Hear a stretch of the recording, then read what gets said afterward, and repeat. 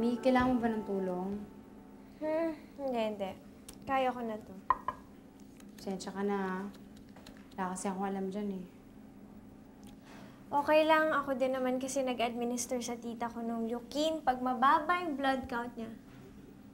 Sabi niya nga sa akin, pwede na daw ako maging nurse dahil sa galing ko magbigay ng injection. Mamu, braso niyo po.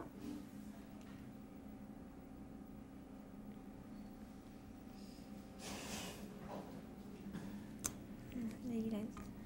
Ito po. Pressure lang po.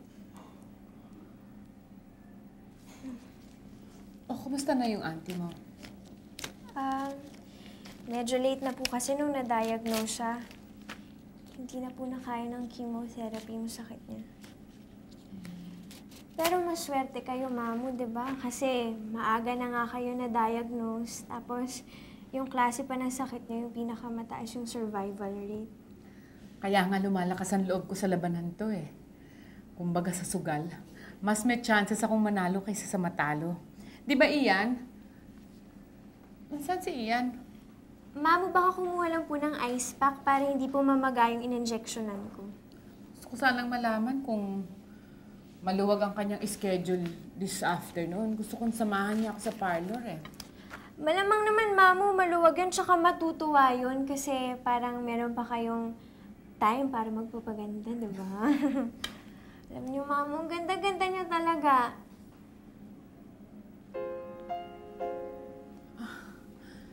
Mimi, okay lang yan. Hindi ba alam naman natin mangyayari ito sa akin? Good nga ito eh. Kasi ibig sabihin, umu-epekto ang gamot sa akin, di ba? Mimi, huwag kang malungkot. Okay lang yan. Para hindi kita pwedeng iwan dito. Kung anong gawin niya sa'yo? Ella, masama talaga ang kutob ko eh. Sige na, please, tumawag ka na. Go! Sige na! Ay, hindi nga. Hindi mo ba talaga matitigilan? Ha? JB, I don't know what you're talking about. Ito ko sa alaga ni Rosario. Isa mga banta mo sa kanya. Ano yun, ha? Bakit? Akala mo ba ako lang pwedeng gumawa ng mga bagay na yon? Ano bang akala mo sa girlfriend mo? Santa, hindi pwedeng magkaroon ng ibang kaaway. Sige! Ituloy mo para makita nila lahat ang tunay na kulay mo.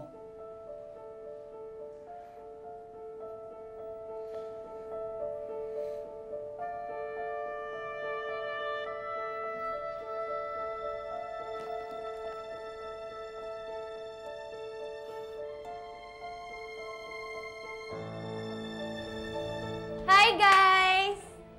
Oh, bakit mukhang worried kayong lahat? May problema ba? Mimi, nawawala si Mamo. Wala nakakaalam kung saan siya nagpunta. Baka ikaw alam mo.